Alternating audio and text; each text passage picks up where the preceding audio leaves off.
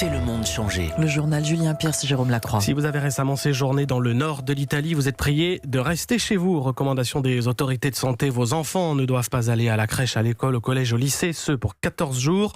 Vous devez surveiller votre température, privilégier le télétravail et porter un masque en cas de besoin essentiel de sortir. Ces masques, justement, le gouvernement annonce une commande massive, plusieurs dizaines de millions. Les pharmacies ont récemment dû faire face à un afflux de demandes de clients inquiets. Ni utile ni efficace, rappelons-le, pour se protéger d'une contamination. Ils doivent avant tout servir aux professionnels de santé, aux écoles, aux transports, qui se retrouvent aujourd'hui démunis.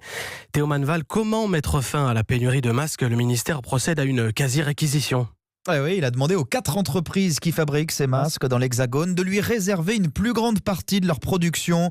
Exemple, le groupe Call Me Open, près d'Angers. Gérald Delier, directeur général. Aujourd'hui, on livre déjà quelques millions de masques pour l'État français. On va passer à quelques dizaines de millions de masques.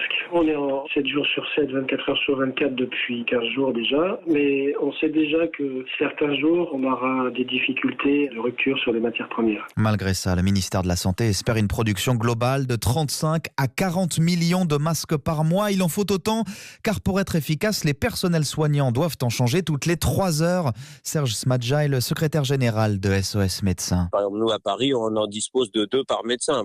2 par médecin, nous, on est 180, 400 masques. Ça va vite être épuisé. J'ai fait une autre commande. Je ne sais pas si je les ai reçus ce matin. C'est pour ça qu'on compte sur les autorités. Des autorités de santé qui le rappellent, ces masques sont destinés en priorité aux médecins dans les hôpitaux, mais aussi tous les libéraux, généralistes, infirmières.